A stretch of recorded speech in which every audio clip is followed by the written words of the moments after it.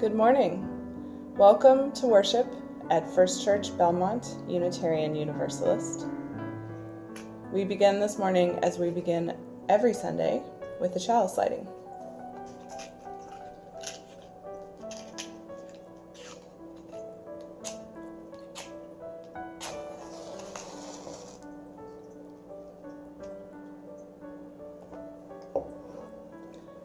Please join me in saying, life is a gift for which we are grateful.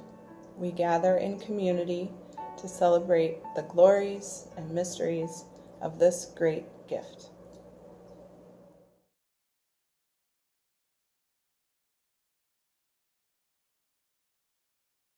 We are like flowers. I do believe we are.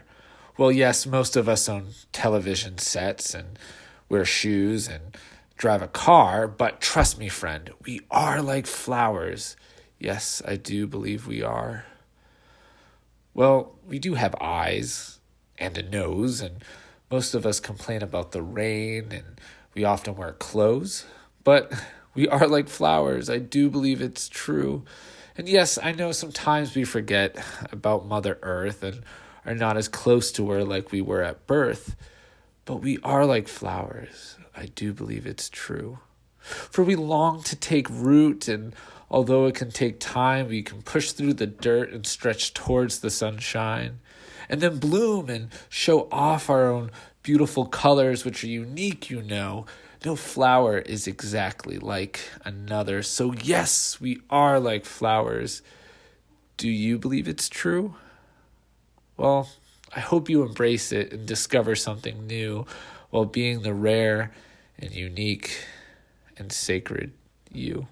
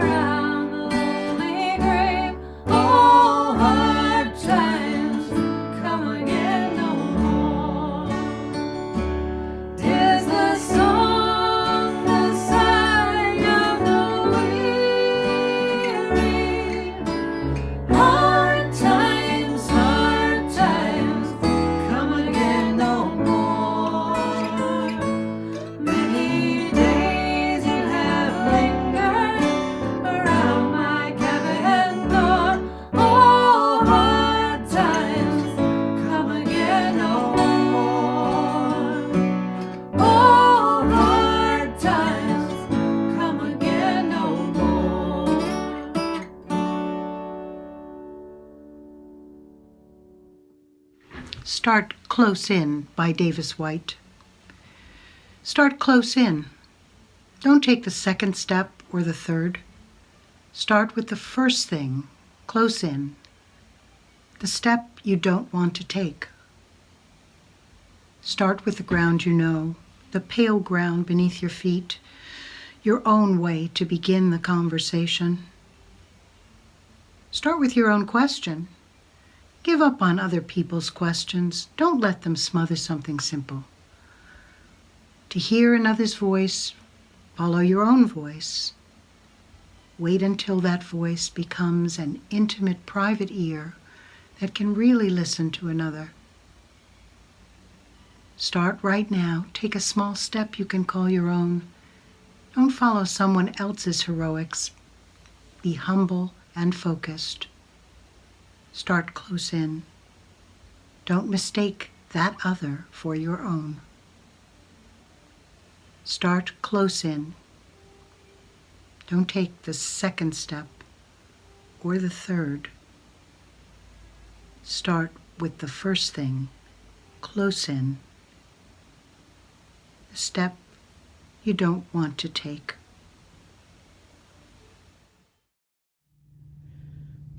So my 4-year-old is a fairly ferocious fan of the Frozen franchise. And so it was a little while ago. Somehow it seems like ages ago, but it was probably just a few weeks. We went to go see the new movie. And I'm a pretty forgiving audience. I can pretty much find something to appreciate in most movies, especially now with those comfy reclining seats. It's just a little bit of heaven. And so we were there, and not to ruin the story for any of you, but there is this one moment in which one of the sisters, the non-magical one, is lost. And she's having what we might call a bit of a dark night of the soul type moment. And because it's a musical, she sings a song called The Next Right Thing. Here are some of the lyrics. I've seen dark before, but not like this. The life I knew is over, the lights are out. You are lost, hope is gone, but you must go on and do the next right thing. Can there be a day beyond this night? How to rise from the floor, just do the next right thing. Take a step, step again.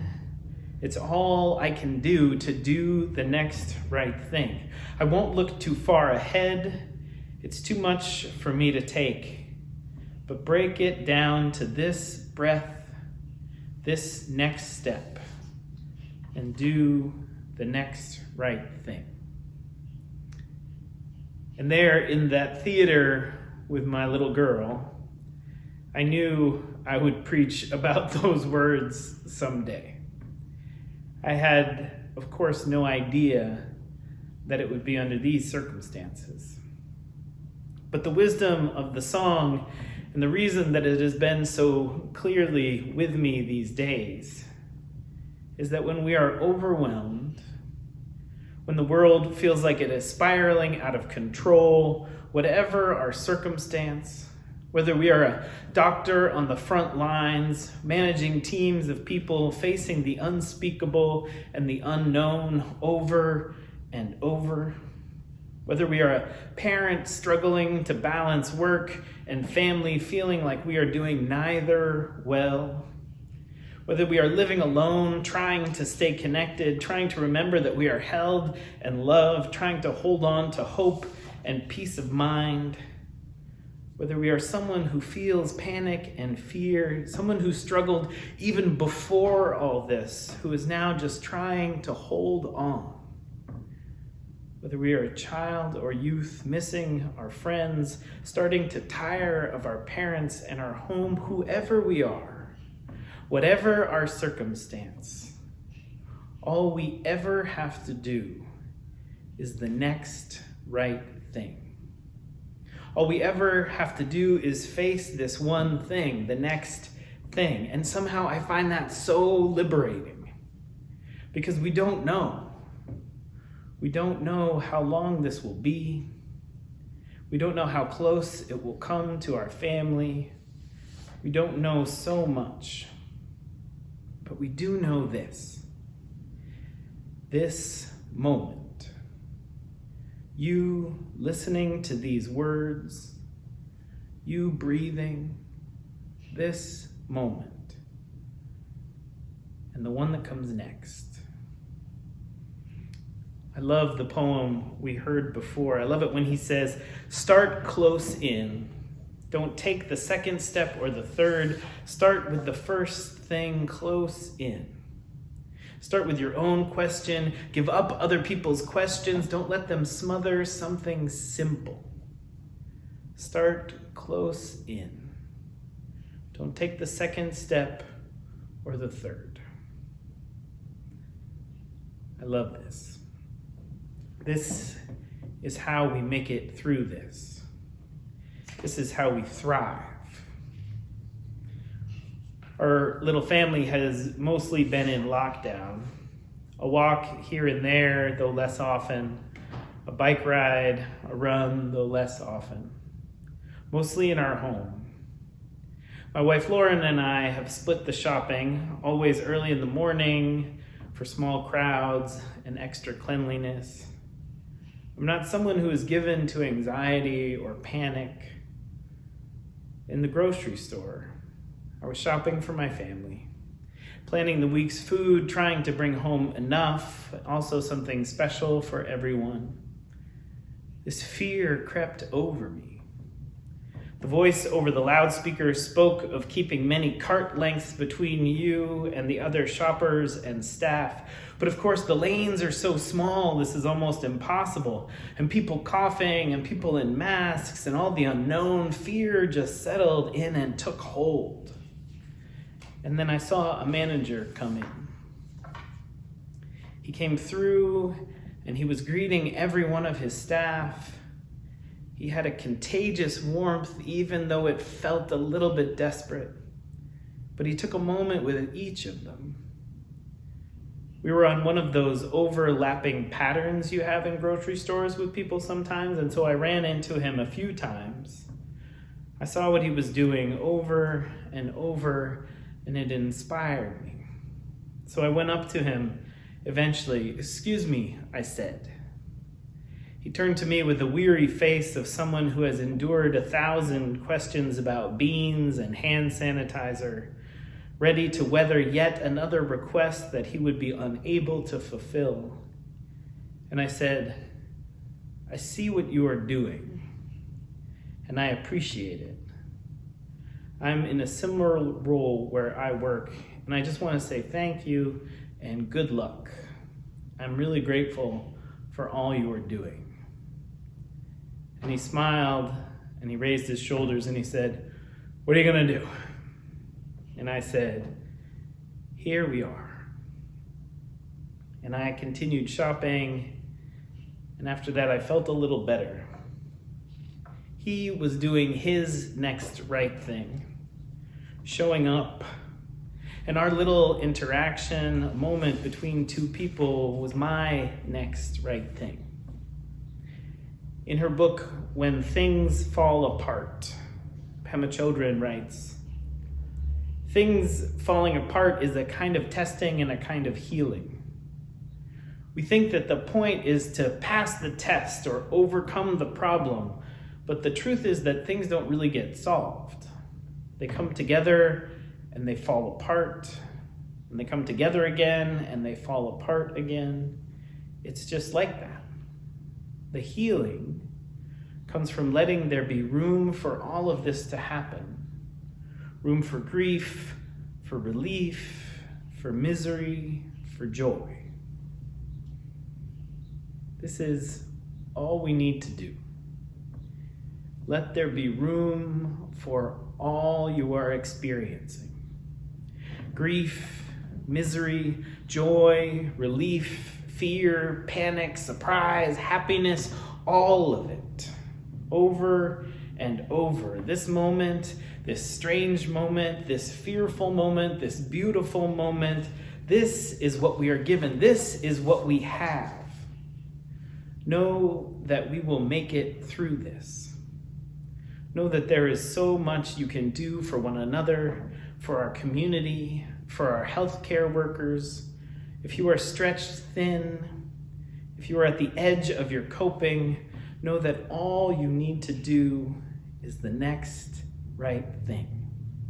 Whether it's building another fort, watching this service over again, having a cup of tea and really tasting it, we will make it through it. And we will do so simply by arriving moment after moment. In the words of Wendell Berry, let tomorrow come tomorrow. Not by our will is the house carried through the night. So much love to you all. Amen.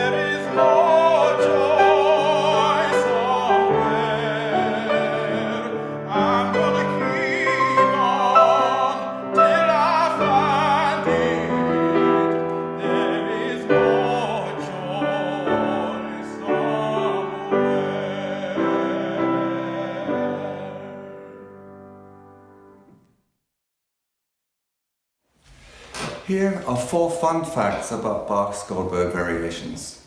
1. They were one of the few pieces published during his lifetime. 2. They were virtually unknown until the 1930s. 3. The story about them being written for a young harpsichordist to play during the night for his insomniac boss is probably untrue. And 4. Bach doesn't even call them the Goldberg variations. He composed them both as a keyboard practice and as a compositional exercise. Like the art of fugue, they are virtually a musical encyclopedia entry for composers in the 1740s. Not to show off, but in Bach's case, to glorify God. Ian played the aria, the opening music for the Goldberg variations, beautifully for our Prelude last Sunday service. Today I'm going to play variation number 25. By the time we get here in the journey of the piece, the original is unrecognizable. All that's left is the falling bass. In contrast to the Prelude in C, variation 25 is very complex, almost shockingly intense at times, yet each half of the piece resolves back to calm in the end. I think the emotional journey here is similar to what many of us might be feeling. An elevation of difficult emotions rising almost to fever pitch, and sometimes the feeling is being completely ungrounded. But listen for the end of the piece. Everything coalesces, circles back into a simple, calm resolution on a single note. Bach is letting us know that this, too, will pass.